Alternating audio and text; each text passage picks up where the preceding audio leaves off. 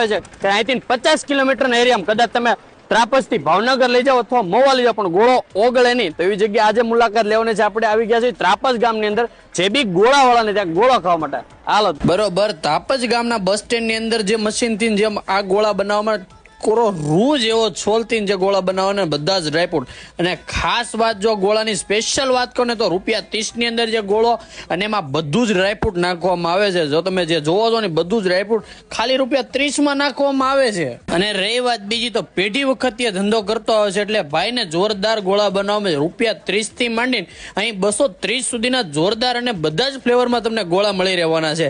અને વિવિધ પ્રકારના વિવિધ ફ્લેવર પણ અવેલેબલ છે. અને શુદ્ધ અને સ્વાદિક જોરદાર ખાંડમાંથી જ બનાવવામાં આવે છે.